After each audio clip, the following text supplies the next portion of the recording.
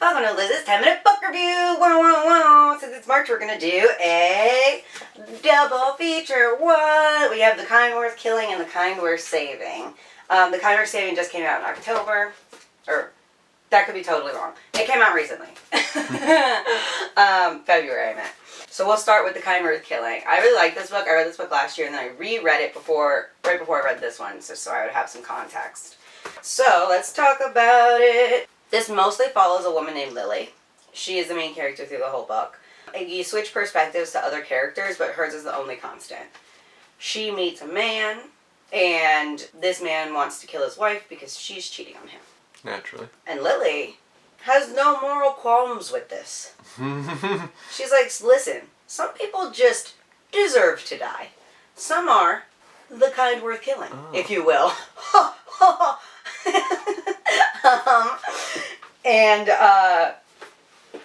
We find out that Lily is killed before. When she was a little girl, her parents had this really big house, and they had an artist staying over the garage, and he was a predator. She murdered him. Wait, did you say Liz? Lily? Did I say Liz? Oopsie! There's not a Freudian slip. I haven't murdered anybody. Yet. Lily murders someone when she's a kid, basically shoves a dude down a well on her parents' property, and then buries him with rocks, and he's dead. He's done. And her parents are like, well, he's a fucking shitty artist, didn't even say goodbye, a thespian of sorts, so they don't think anything of his disappearance. She kills her college boyfriend when he visits her in Europe when she's doing a year in Europe, because he was cheating on her with his old college girlfriend. He would come and spend every weekend with her over the summer, and then during the week he had a different girlfriend. Yeah, fucked up. So she's killed 2 people at this point. The boyfriend in college that she killed has a peanut allergy. She tricked him into eating peanuts and then couldn't find his EpiPen. I mean, genius way to murder someone. I mean, if we're taking reviews, yeah, that's a pretty easy one. Probably be more careful if you're allergic to stuff and got somebody mad at you, though. Well, she didn't know that he cheated. He didn't know that she knew? He didn't know that she knew. Gotcha. Mm-hmm. Okay, cool. Moving forward. Lily and Ted's relationship. He's married, she's not. They get to know each other. She's helping him plan his wife's murder. Then, Ted dies because the man that his wife is cheating with kills him. Because his wife had been plotting his murder as well. Very well. Crazy, right? Yeah. Then we find out that wife is actually the same person that slept with her college boyfriend. And they went to college together. So that dude's just got a type. Yeah. Okay. Then there's Detective Kimball. Detective Kimball's looking into it. Lily figures out how to murder both Brad and Miranda. That's the wife and the other lady. The man mistress. Yeah.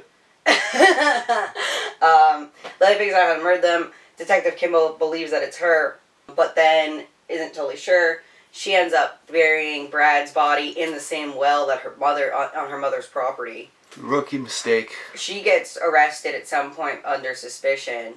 Then the book ends with a letter from her father saying, hey, they're actually doing construction next door. They're gonna bulldoze that whole meadow you loved so much as a kid, and they're gonna build apartment buildings. So that's how the book ends. So you're like, oh shit, does Lily get caught? Well, we find out. I love a good wrap up. So this book, The Kind Worth Saving, is mostly from Detective Kimball's perspective. He's the main character of this book. After he is a police officer, he becomes a private investigator. The reason why he's no longer a police officer, because he became obsessed with Lily and stalked her. Naturally, yeah. Lily's mom became a protester and stopped the construction of the meadow. So those bodies are never discovered yet. We don't know if they do. But as far as I know, not discovered. Cool. So, Detective Kimball, he is trying to... He's a private investigator. He has a client, Joan, and Joan thinks that her husband is cheating on her. Not only thinks it, feels like she knows it, but she wants physical proof, so she hires him to do it. Kimball realizes that Joan was actually one of his students for the 1 year that he was a teacher before he became a police officer. And during that 1 year, there was a school shooting in his classroom. I know. So he was a teacher for a year, police officer for many years, and now he's a PI. It's important. Okay, so we find out that Joan and this guy Richard are friends, but secret friends. Richard is the one who actually murders her husband and her husband's lover. And Detective Kimball was set up to find them. Nice. Yeah. We actually find out that Joan and Richard have quite a long history together. Joan and Richard met on vacation. Richard's cousin died, drowning, because Joan and Richard convinced him to go out onto the pier and then they pushed him in the water. Yeah. Because he was kind of a scumbag. Richard was like, the way he talks about women is disgusting. He had attacked Joan and, like, tried to rape her, but she got away. Like, it was super scary. So, awesome. Fast forward. Joan and Richard convinced this other dude to do a school shooting and kill Joan's best friend. These guys are like master manipulators, or everybody they hang out with is real dumb. Porque no los dos. They convinced this, like, the one outcast kid to do it because that's, like, Richard's friends with him. So Richard's like, ooh, why don't we both do it? So they plan to kill someone in the classroom at the same time and then kill themselves. But Richard obviously doesn't do it. This kid does it, though. Kills Joan's BFF, or ex-BFF, on purpose because Joan hates her. Then the husband and the mistress die. Okay, re-enter Lily from the first book. Okay. Detective Kimball shows up at Lily's property because now they're friends.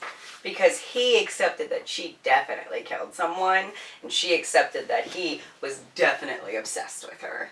And because of both of these conflicting things, all the charges were dropped between them. She was let go free, and he was asked to resign from being a police officer. And now they're friends? And now they're friends. Yeah. Okay. It's hilarious. I mean, they're both, like, fucked up people. Yeah. It kind of makes sense that they're friends when you get to know them. Detective Kimball runs it by Lily, his theory about Richard and Joan. And Lily's like, believable. But Richard starts to realize that Detective Kimball's looking into him, even though the case should be closed by now. So Richard, instead of talking with Joan and them conspiring together, he brings a bomb to Detective Kimball's PI office. Where's he get a bomb? He builds it. These guys are crafty. I know. I mean, it's not that hard to make a bomb. Oh yeah?